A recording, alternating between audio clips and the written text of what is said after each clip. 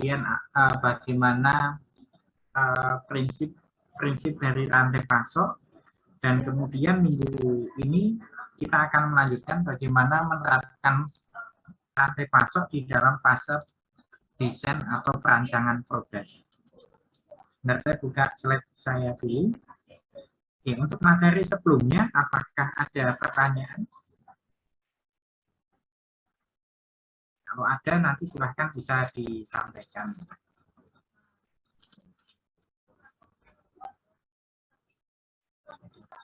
Share screen.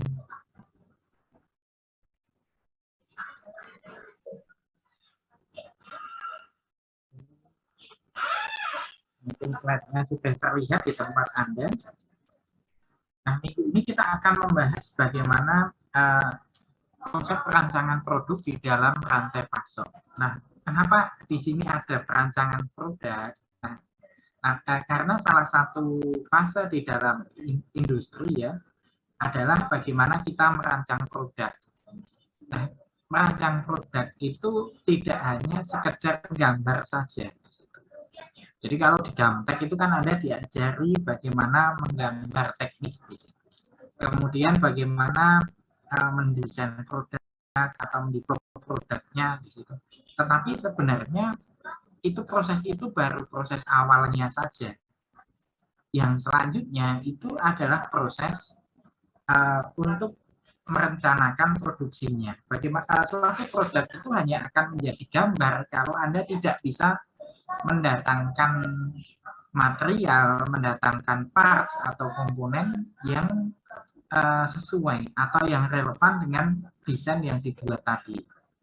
Contohnya gini, Anda mau merancang katakanlah suatu alat, contohnya alatnya ini inovatif, katakanlah seperti alatnya Doraemon, baling-baling bambu, katakanlah.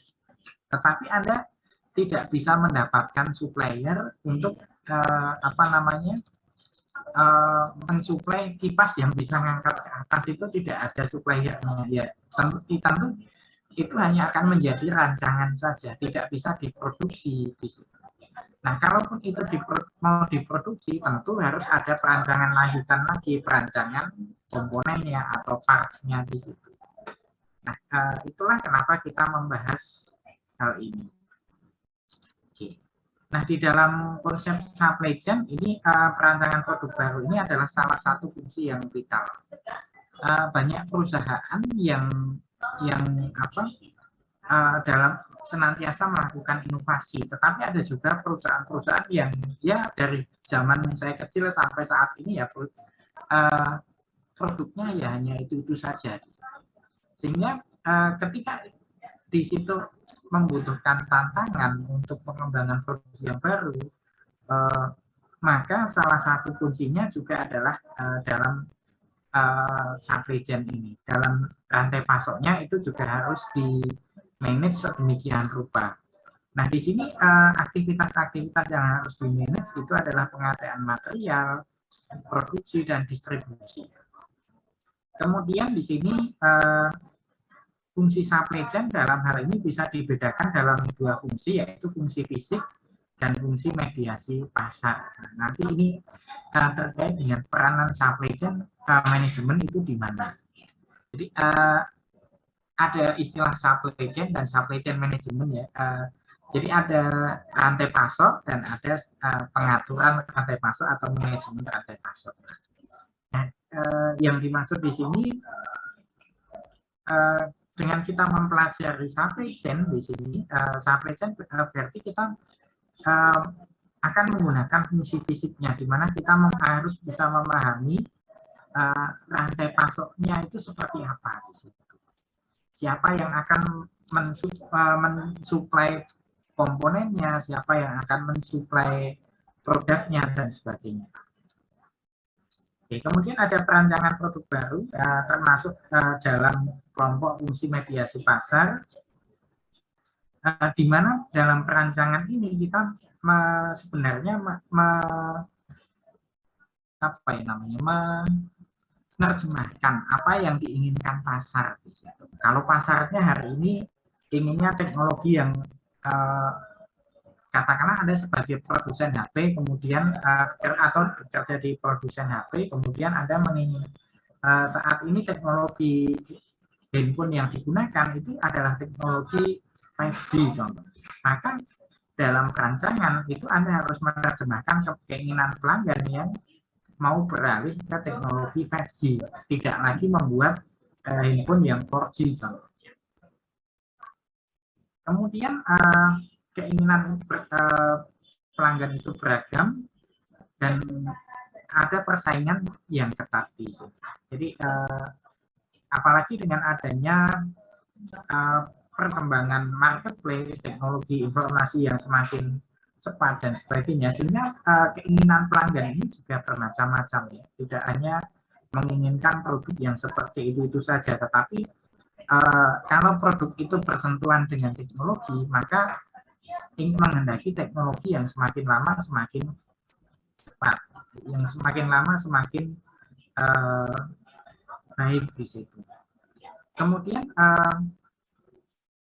ada juga produk-produk yang fungsional pun mulai berubah ke arah yang produk inovatif. Contohnya pasta gigi. Kalau pasta gigi sekarang kan ada banyak macam-macam variannya. Kalau zaman saya kecil dulu ya pasta gigi ya paling ya rasanya ya itu saja di situ. Saat ini pasta gigi ada macam-macam, ada yang rasa yang pasta gigi herbal, ada yang pasta gigi model apa dan sebagainya, sampai yang untuk gigi yang sensitif dan sebagainya. Itulah yang menyebabkan semakin banyak perusahaan yang melakukan inovasi. Tetapi yang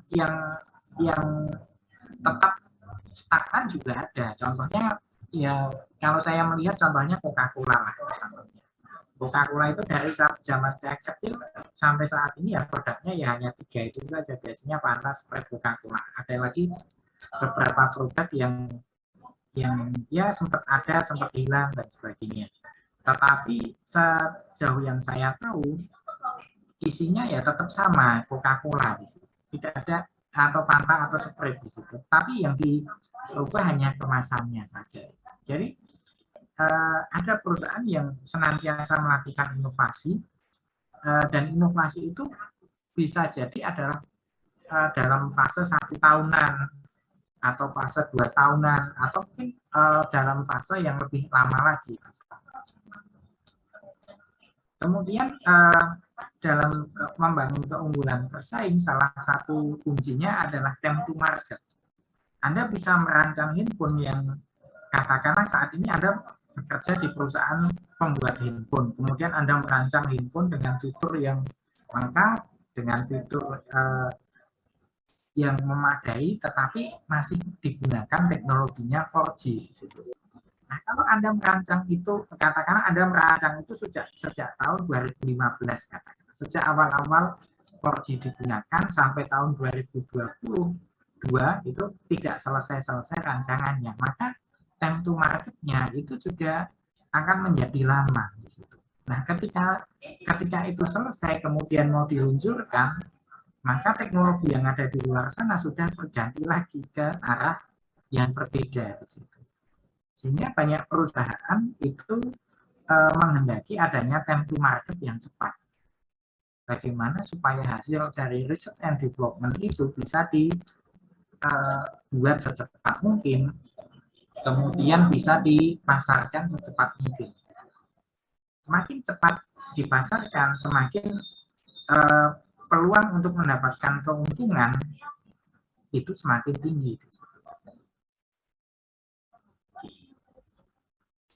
Nah, kemudian ada time to market, fase-fase kegiatan dalam perancangan produk. Ini ada mulai dari menerjemahkan ide atau membangkitkan ide lah seperti itu, kemudian melakukan technical assessment atau business assessment. Ini kita melakukan penilaian. Kalau itu dibuat, dampaknya apa? Kemudian ada produk konsep, kita kembangkan konsep produknya, kemudian produk engineering and design. Nah, produk engineering and design ini kita sudah mulai merancang dengan menambahkan parts-nya yang mau dipakai itu apa, diameternya berapa, ukurannya apa, bahannya apa, dan sebagainya. Itu baru menjadi product engineering and design. Jadi semacam Anda mau bikin mesin di situ. Mesinnya mau pakai dinamo yang setengah PK contoh. Kemudian nanti kulinya mau pakai yang model apa di situ. Kemudian rasio untuk giginya seberapa dan sebagainya itu diatur di dalam fase product engineering and design. Kalau Anda gambar saja, berarti itu mungkin baru sampai ke produk konsep ini. Nah, setelah sampai di sini kita buat prototype design. Prototype design ini bisa kita membuat satu produk dulu, atau bisa juga membuat satu produk dengan ukuran yang lebih kecil. Katakanlah mesin aslinya itu mampu menggiling 200 kilo katakan. Kemudian Anda mau bikin prototipenya yang mampu menggiling 2 kilo saja di situ. Ya boleh saja seperti itu. Tetapi prototip itu harus bisa menggambarkan apa namanya mesin yang sesungguhnya. Kemudian ada test and pilot production. Kemudian ini dilakukan produksi, tetapi dengan skala yang ya coba-coba dulu lah. Kemudian ada manufacturing ramp up, ini dilakukan pembuatan dalam jumlah yang cukup besar, kemudian setelah itu baru di launching. Nah kemudian dari fase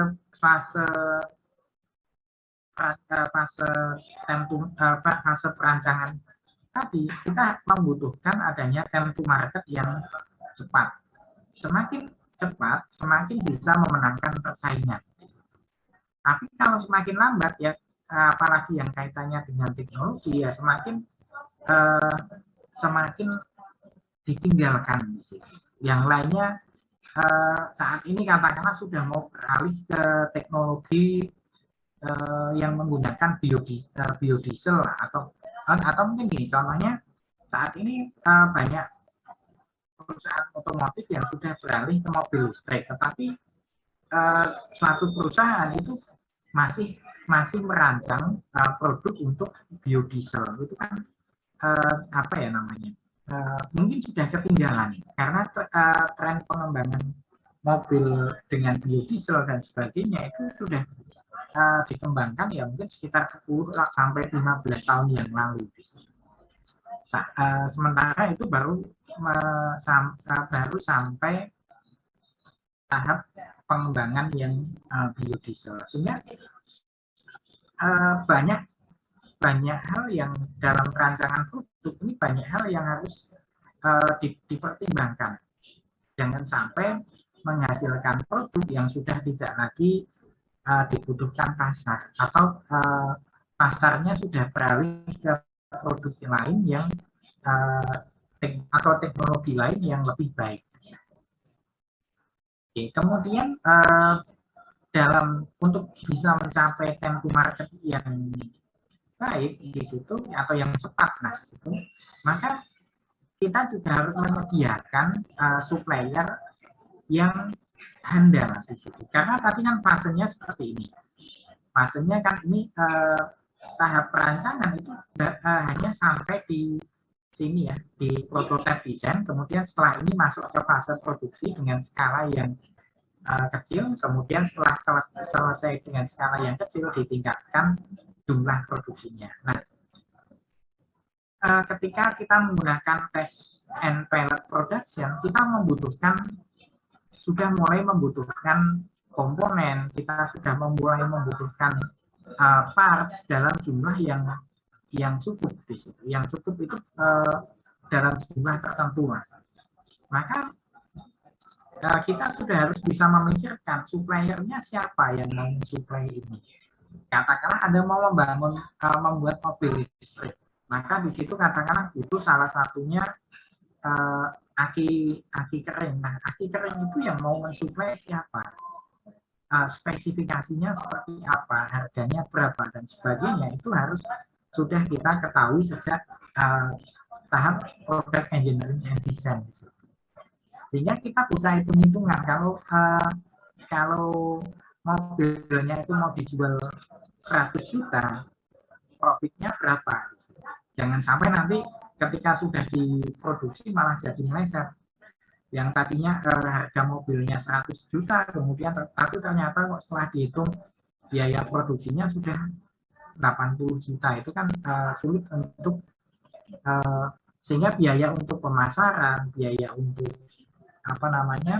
keuntungan itu menjadi rendah di situ. Kemudian time to market, kemudian dalam ini adalah terkait dengan rancangannya. Ini biaya perubahan rancangan, kemudian fleksibilitas rancangan. Ini menunjukkan bahwa ada keterlibatan berbagai macam pihak-pihak yang mendukung. Jadi kita perlu melibatkan pihak-pihak yang mendukung atau yang mensupport suatu produk. Contohnya Anda mau membuat handphone, maka kan Anda membutuhkan supplier baterai, supplier untuk IC, supplier untuk motherboard, supplier untuk layar dan sebagainya. Nah, itu siapa yang akan mensuplainya?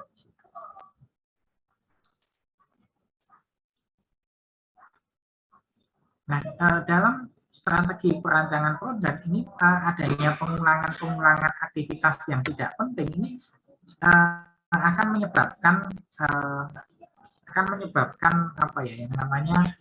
menyebabkan waktu yang lama. Semakin lama waktu di situ semakin lama time to market-nya. Kemudian ada yang kita sebut sebagai concurrent engineering di sini.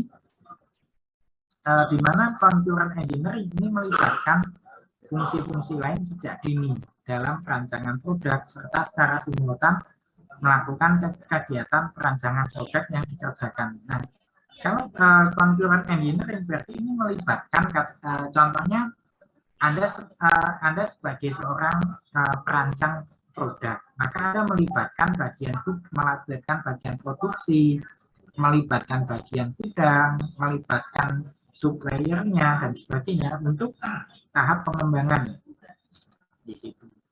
Itu yang kita sebut sebagai concurrent engineering.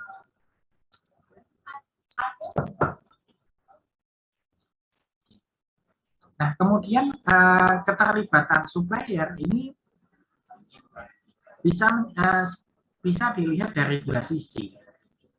Jadi kalau supplier itu bisa dipercaya, itu sebenarnya akan sangat baik. Tetapi kalau suppliernya itu kok ternyata tidak bisa dipercaya, ini justru menjadi masalah tersendiri bagi si perusahaan tadi. Nah, kenapa demikian? Ya karena kalau rahasia untuk pengembangan produk itu sampai bocor ke pihak yang lain, ya apalagi pesaingnya, maka akan menjadi cepet-cepetan di situ. Kalau si A launching produk A dengan teknologi A, bisa saja kalau itu bocor ke B, itu bisa saja si B sudah duluan launching dengan teknologi B, yang mungkin B ini teknologinya lebih baik. Maka di sini pasar itu justru tidak akan melirik produk A. Jadi dalam suatu perusahaan itu memang ada yang namanya rahasia dagang perusahaan. Tidak semua karyawan yang ada di perusahaan itu boleh mengetahui apa yang dikerjakan. Nah, tetapi kalau itu terkait dengan supplier, nah supplier itu kan berada di luar. Nah, di luar perusahaan, apakah itu boleh atau tidak? Nah, tentu harus mempertimbangkan keamanan atau rahasia yang dipegang itu akan bocor nggak ke tempat yang lain.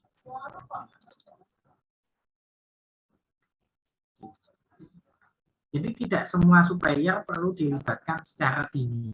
Ini menurut Enfield ya. Nah,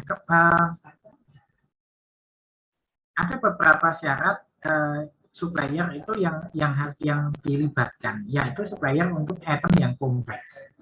Kemudian ada super supplier kritis di situ. Nah, untuk supplier yang item yang kompleks itu kita tidak kadang kita tidak harus menyebutkan produknya apa.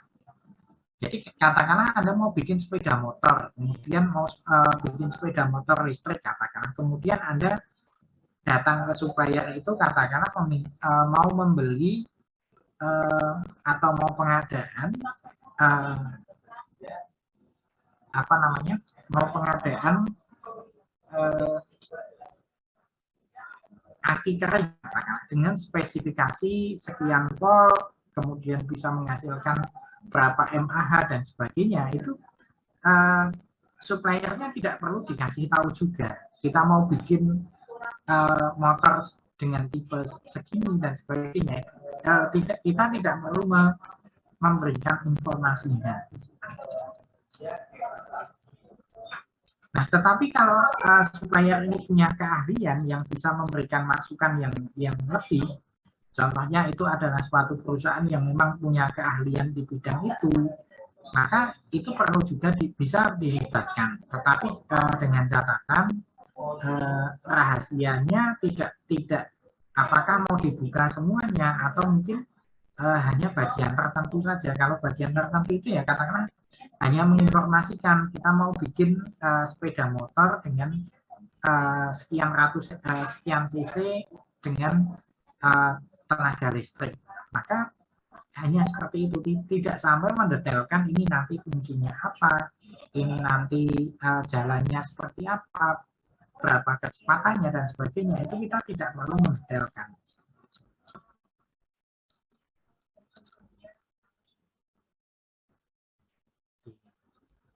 Kemudian ada keterlibatan supplier dalam perancangan produk baru di dalam sistem manajemen rantai pasok.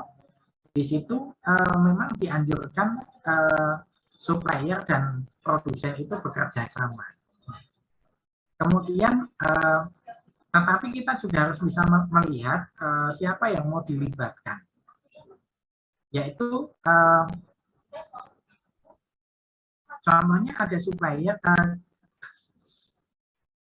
ada sejumlah kriteria yang bisa kita gunakan, yaitu suppliernya itu memiliki kemampuan dan kemauan atau tidak untuk berpartisipasi dalam proses perancangan, termasuk untuk mencapai kesepakatan tentang isu hak kekayaan intelektual dan hal yang bersifat rahasia. Nah, ini kalau itu bisa disepakati dan ada perjanjiannya, maka kita melibatkan juga nggak masalah. Tetapi kalau tidak ada perjanjiannya, ya tentu harus menjadi pertimbangan khusus.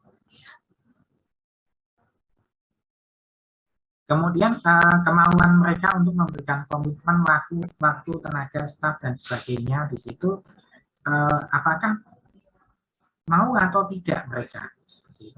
Ada supplier yang contohnya Anda mau beli cat lah, Anda mau beli rumah Anda mau beli di rumah Anda Anda mau membangun rumah atau merenovasi rumah, kemudian Anda datang ke toko cat, itu ada toko cat yang akan menawarkan kepada Anda untuk datang ke tempat Anda, melihat bangunannya seperti apa, menyarankan catnya nanti pakai warna apa dan sebagainya. Tapi ada juga yang menjualnya ya asal Anda beli warna ini ya sudah. Nah, ini sama seperti supplier. Ada yang mereka memiliki komitmen untuk membantu pembelinya untuk mengembangkan produk. Contohnya contohnya di beberapa tempat katakanlah ada semacam agen atau semacam sales yang digunakan, yang membantu konsumennya untuk katakanlah konsumennya ini produsen kue, kemudian mereka akan memberikan training dan sebagainya. Itu juga ada yang seperti itu, sampai seperti itu. Nah, kemudian kalau kita terlambat meluncurkan suatu produk dan di situ ada pesaing, maka kemungkinan pesaing itu merebut pangsa pasar itu bisa lebih awal. Ini yang terjadi dulu di sepeda motor Matic ya. Sepeda motor Matic itu dulu yang awalnya adalah Yamaha. Jadi Yamaha itu meluncurkan kemudian sukses, di situ setelahnya baru yang lainnya ikut-ikutan. Tetapi ketika ketika di awal, maka Yamaha ini sudah punya brand image yang kuat bahwa sepeda motor Matic itu awalnya adalah Mio. Sepeda motor Matic itu awalnya Mio. Atau mungkin Anda pernah mendengar juga kalau dulu sepeda motor PB itu ada yang menyebutnya sebagai Honda. Kenapa Honda? Karena Honda yang pertama kali untuk meluncurkan sepeda motor tipe seperti itu. Sehingga mereka punya brand yang lebih kuat di masyarakat. Kemudian ada perpanjangan waktu dalam merancang produk bisa mengakibatkan adanya cost overrun. Semakin lama waktunya, semakin banyak waktu hal yang harus kita berikan kepada desainernya dan sebagainya. Dan kemudian dampak lebih lanjutnya bisa terlambat mendapatkan pemasukan, kemudian harus menutupi biaya pengembangan, kemudian break-even point-nya akan menjadi lebih lama. Kemudian ini adalah dampak finansial keterlambatan peluncuran produk. Ini contohnya nanti ada beberapa waktu ya, ini cash flow dan sebagainya, ini delay sales revenue, nanti bentuknya seperti ini, sehingga di sini akan mencapai keterlambatan untuk pengembalian modal. Katakanlah tadi sudah merancang input, kemudian sudah memesan produknya, tetapi ketika mau diluncurkan itu sudah terlambat, maka input itu ya mungkin akan laku, tapi dengan jangka waktu yang lebih lama dibanding ketika itu diluncurkan di awal. Nah, kemudian apa kaitannya dengan perancangan terkait dengan SCM ini? Di sini ongkos transportasi dan persediaan ini merupakan supply chain cost driver. Di sini merupakan pemicu biaya transportasi di sini, sehingga di sini harus dipertimbangkan dan kemudian kita harus bisa memastikan produk yang ada itu bisa diproduksi dengan baik atau tidak, bisa layak dijual atau tidak. Kemudian biaya dan waktu pengembangannya cepat atau tidak, dan kemudian terkait dengan aspek-aspek lingkungan dan sebagainya. Kemudian aspek-aspek supply chain ini juga sama di sini. Ini harus bisa dipertimbangkan. Intinya ketika Anda merancang produk itu produknya reliable atau tidak untuk dibuat.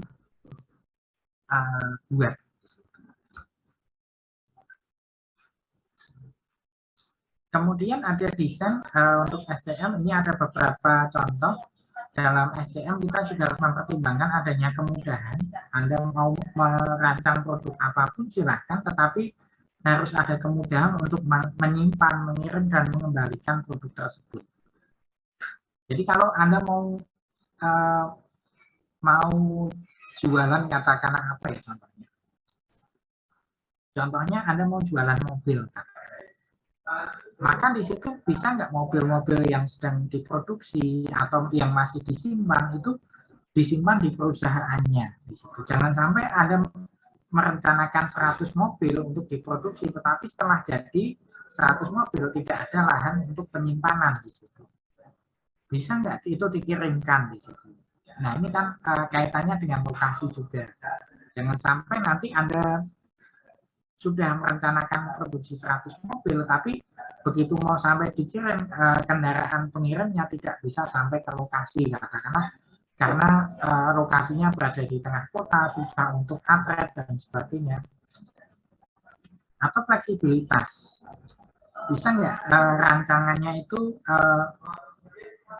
kalau ada permintaan pelanggan itu bisa nggak itu diupdate dengan cepat di situ. Karena update itu kan butuh komponen ya, ada komponen tentunya yang diupdate. Sejelek-jeleknya adalah casingnya, pasti akan diupdate. Kemudian ada modularity. Dalam komponen itu apakah itu bentuknya seperti blok atau tidak. Kalau bentuknya seperti blok itu contohnya di CPU ya. Contohnya CPU itu kan kalau Anda buka di dalamnya itu kan ada motherboard, ada apa namanya prosesor, kemudian ada RAM dan sebagainya, itu sifatnya moduler, bisa dipisah-pisah. Nah, komponen dari produk yang Anda buat itu apakah sifatnya moduler atau tidak. Nah, kalau moduler ya tentu nanti ketika ada pergantian perubahan itu tinggal dirubah di bagian tertentu saja. Kemudian ada aspek lokalisasi, ini kaitannya dengan bukan lokalisasi ya, ini sebenarnya slide-nya saya dapatkan dari apa namanya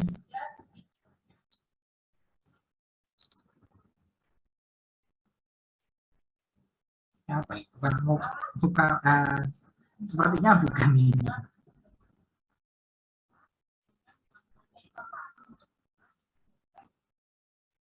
Lokasi ya, jadi aspek lokasi. Nah, jadi terkait dengan aspek lokasi di sini rancangan ini bisa nggak itu diterapkan kalau nanti bisa dirancang di area pemasaran. Jadi di situ contohnya kayak Tamiya itu kan Anda beli Tamiya itu kan dibuka dari kardus kemudian baru dirancangkan, baru dipasang. Kemudian ada reusability, ini apakah rancangan itu bisa dipergunakan ulang atau tidak. Kemudian ada rancangan yang mendukung mass customization. Mass customization itu produksinya massal, tetapi kan bisa di-customize. Contohnya sepatu, tetapi dengan warna yang berbeda, dengan motif yang berbeda. Tetapi sepatunya sama, masih modelnya itu, tetapi customize. Oke, ini ada beberapa perusahaan yang menggunakan desain for SCM, contohnya adalah IKEA ya di sini.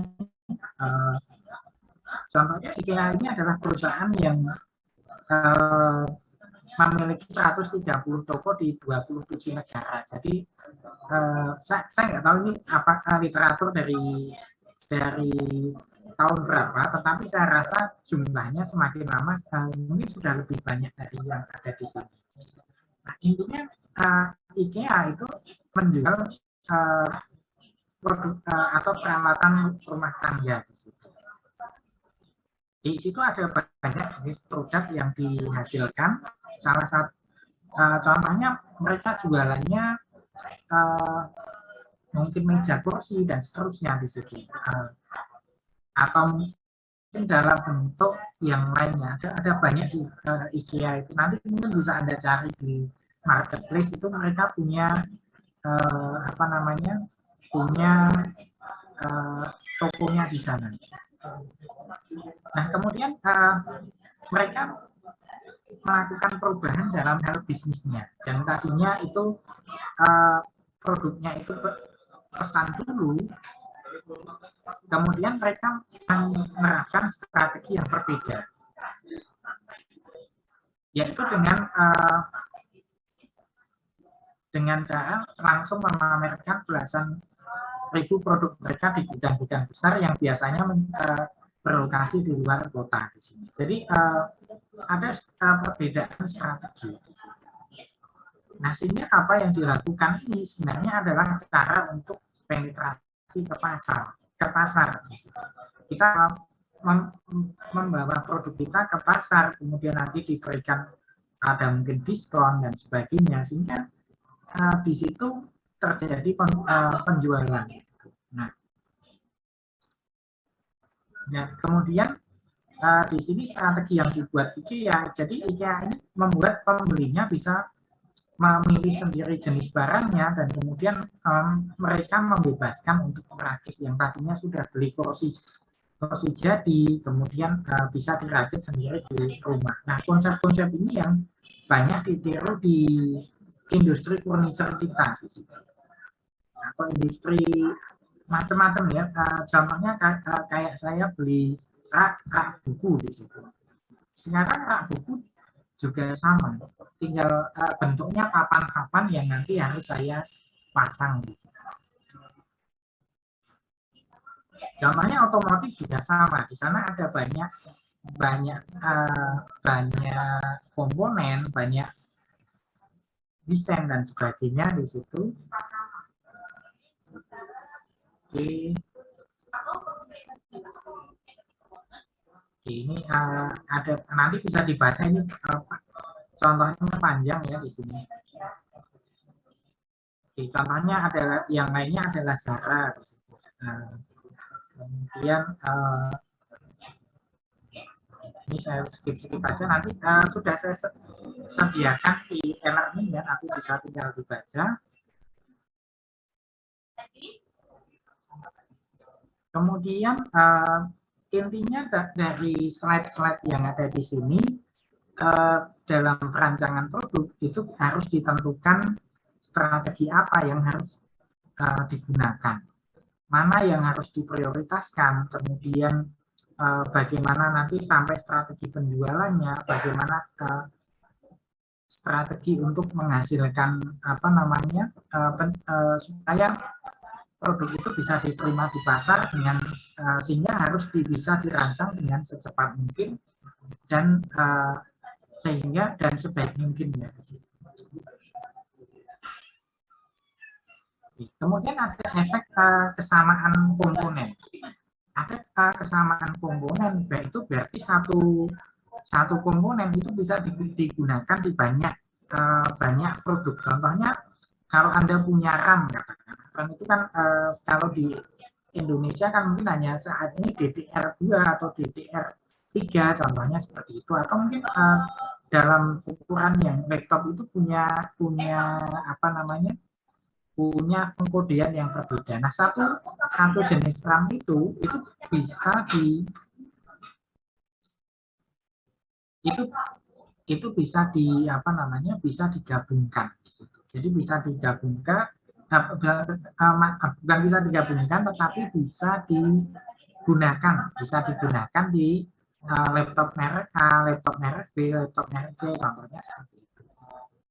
Dan ini tentu akan memberikan banyak kemudahan dalam pengembangan. Oke, seperti itu untuk kuliah kita. Untuk minggu ini tidak ada tugas karena 2 minggu yang lalu sudah ada 2 tugas ya. Nanti tugasnya di minggu selanjutnya. Itu saja yang dapat saya sampaikan. Apakah ada pertanyaan? Belum ya. Oke. Kalau presensi silahkan dicek lagi apakah sudah semuanya. Ini mumpung masih ada waktu. Tadi sampai jam 11.45. Nanti kalau ada silahkan, ada kendala silahkan bisa menggunakan link yang ada. Oke, itu saja dari saya. Sekian, wassalamualaikum. Waalaikumsalam warahmatullahi wabarakatuh. Terima kasih.